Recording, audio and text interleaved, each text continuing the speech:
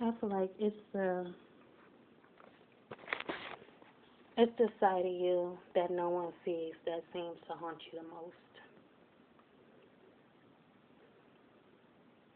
That keeps you going backwards. You can be so far ahead.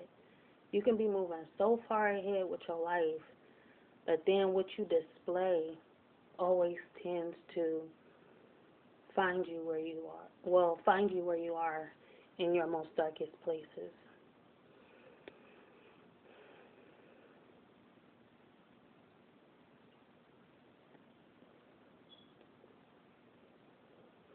It's this side of me where they tend to say, "Oh, she's crazy. She lost her mind. She's lunatic. She's insane."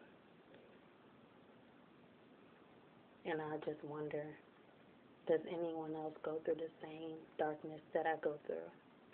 Today I went on this trail and I got so scared. As much as I love nature, as much as I love nature, it's the crawly things that if I can't see it, I'm fearful. I become fearful. If I can't see it, but I hear the noise and I know it's there, but I don't know what it is, that's what makes me fearful. We say God, we we don't become fearful because this presence that we feel, we have a name for it, God. We don't see him. We don't, you know, we may hear sounds. We don't even hear. I mean, the voices in our head, we say, we make it okay, you know. But if God was his presence on earth that you can't see, but you hear, just by little rumbling, like in the woods or something, would you be fearful? If God was someone that you couldn't see, and so therefore we can't see it, so we say something, we hear something, you know. But if we was walking out and we heard something or someone rattling in a wilderness, but we don't see it and but we hear it, would you become fearful? I was fearful, and it made me turn away right in my tracks. I turned right around, you know. But I took it as a sign. I'm going too far. I'm not supposed to be out here. Maybe I should turn around. I took it as caution. Maybe God was telling me through whatever is on earth in that moment. Sometimes God uses people, creatures, something that's nearby you to scare you off, to put fear in you so that you don't go too far. Because you may be going into a danger zone, but danger zones are so deceiving by the eyes. It can look like a space that's meant for walking. They made this little trail. It looks like a trail. It seems like a trail, but you get so far ahead and you notice, oh, this isn't a trail. I don't see the trail. Where did the trail go? You know? And then you got to turn around. But before you can turn around, you done already gotten too far to where now you're stuck in place because something's here and something's there. You hear noises that way, so you don't want to go that way. And you don't know what's ahead, so you're kind of stuck in place. And I feel like those are the moments where you just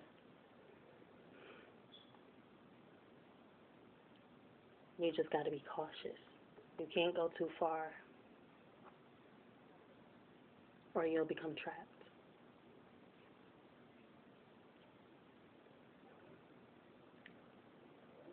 If we don't see it, how can we change it? If it's really something that you look forward to, if you don't see it, how can we change this problem that you see as a problem but we don't know because you never shown it to us? All we see is the good. So when you're when you're repeating your mistakes, or you've been you're back in a dark place, how can we know what your dark place is if you never show it? And sometimes what you show and what you reveal is what you get as well. So it's kind of like, how do I know? Or how can I make a correction in my life that may not be a mistake, or may be meant for you to take that road again, or take that route again, but you don't see it in your plan, but it's in God's plan, so you just step in faith. You go with faith, but nowadays it's so hard to tell which way is, God's way. And sometimes what you don't want the most tends to be God's plan.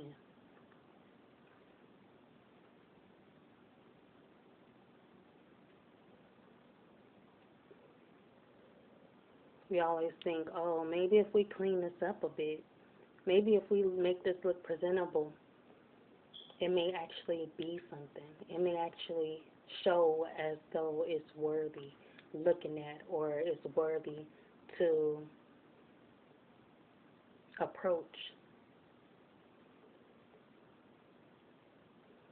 The most amazing things are unseen and goes unseen for a reason.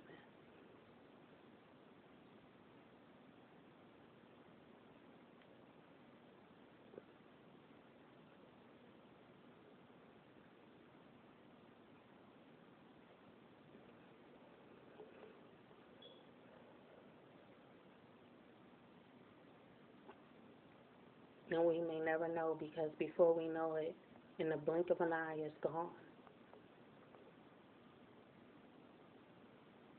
And we may not know why. And we're just looking on the outside. We always see things and be like, oh, if we imagine it this way, oh, we can make it into this, but they take stuff away. People take stuff away, and people destroy things for a reason. But you may not know. They know the potential that is there, but it's something that's preventing this from seeing the future.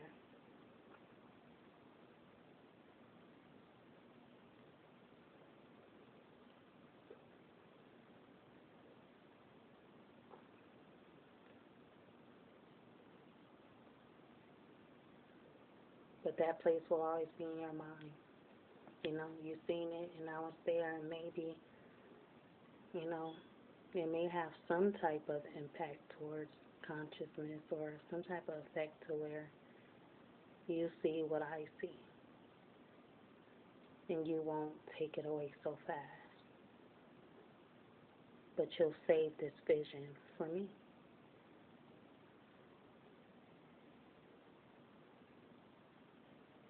Give my vision a chance for others to see. But then sometimes, maybe that's a piece of your mind, or a piece of your sight that just needs to be taken away. Sometimes what you see goes away.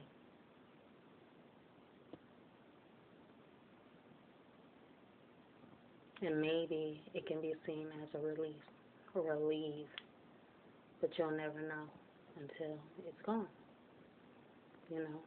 Sometimes the earth is a reflection of the situation you're going through.